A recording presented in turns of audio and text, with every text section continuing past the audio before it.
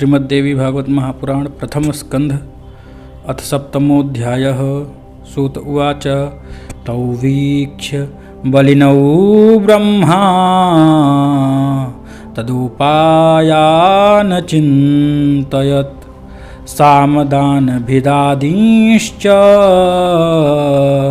युद्धान् सर्वत्र तन्त्रवित्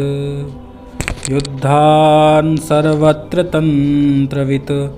सूत जी बोले, तदनंतर उन दोनों वीरों को देखकर सर्ववेत्ता ब्रह्मा जी साम दान भेद आदि नीतियों के माध्यम से युद्ध की समाप्ति के उपायों को सोचने लगे। इनके वास्तविक बल का मुझे कोई ज्ञान नहीं है। नीति के अनुसार जिसके बल की जानकारी न हो उसके साथ युद्ध कदापि नहीं करना चाहिए।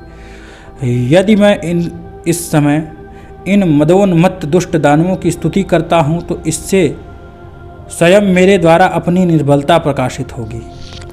निर्बलता प्रदर्शित करने पर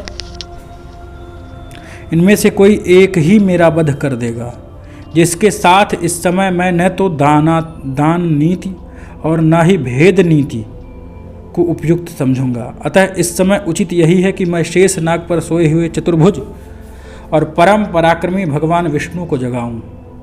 वे ही मेरी विपत्ति दूर करेंगे। ऐसा मानकर कमल नाल का आश्रय लेकर पद्मयोनि ब्रह्मा जी मन ही मन दुखनाशक विष्णु के शरणागत हो गए। वे शुभ संबोधनों से योग निद्रा के कारण स्पंदन रहित नारायण जगतपति भगवान विष्णु की स्तुति करने लग गए। ब्रह्मा जी बोले, हे दीनानाथ, हे दीन बंधु, हे प्रभु, हे विश्वंभर, हे जगत के सृष्टा, हे निराकार, हे सृष्टिपालन करता, संहार कारक, हे महाराज, ये दोनों मदोन्मत्त दानव मेरा वध करना चाहते हैं। हे सर्वाधार, मैं इस समय संकटग्रस्त हूँ, आप मेरी रक्षा करिए।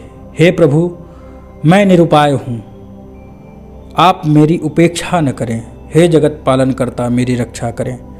इस प्रकार स्तुति करने पर भी जब योग निद्रा में निमग्न भगवान विष्णु जगे नहीं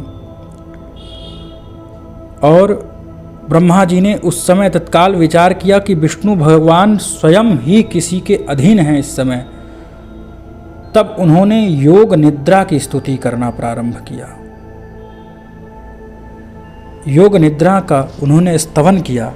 मन ही मन सोच करके इस निष्कर्ष तक पहुँचे कि भगवती योग निद्रा से ही हमारे दुख का निवारण है।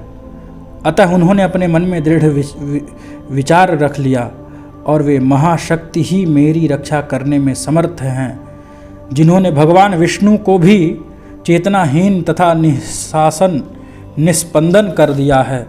इस लोक में जैसे मरे हुए प्राणी होते हैं उसी प्रकार सोया हुआ प्राणी भी होता है।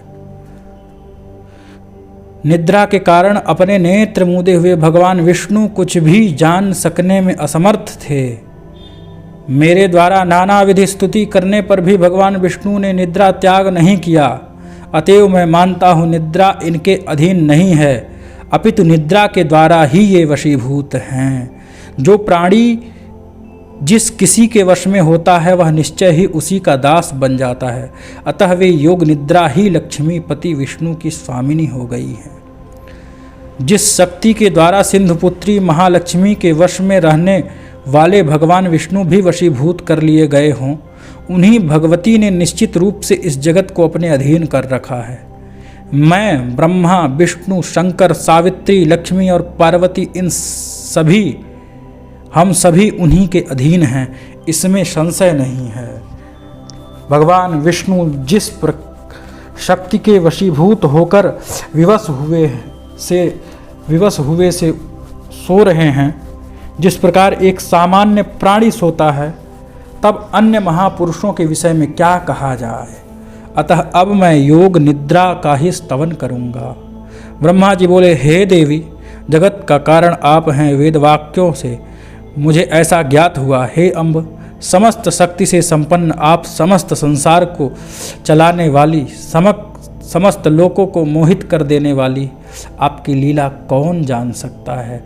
भगवती, सांख्य शास्त्र के विद्वान पुरुष प्रकृति के से जगत की उत्पत्ति मानते हैं।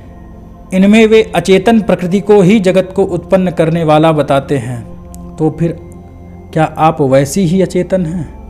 किंतु यदि आप जड़ होती तो इन जगदाधार विष्णु को इस समय चेतना रहित कैसे कर देती। हे महामाया, कृपा करिए, इस प्रगाढ़ निद्रा जो आपके वशीभूत भगवान विष्णु हैं, मेरे इस दुख को समझिए।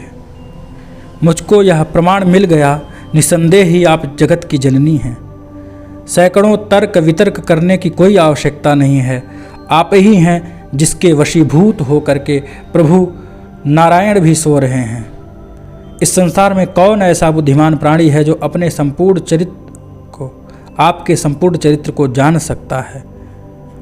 ब्रह्मा, विष्णु, शंकर, देवगण, मुनिवृंद, मेरे तत्वज्ञ पुत्र लोग भी आपको नहीं जान सकते। भगवती, संपूर्ण लोक में आपकी महिमा का गान कोई कर ही नहीं सकता है। हे भगवती, हे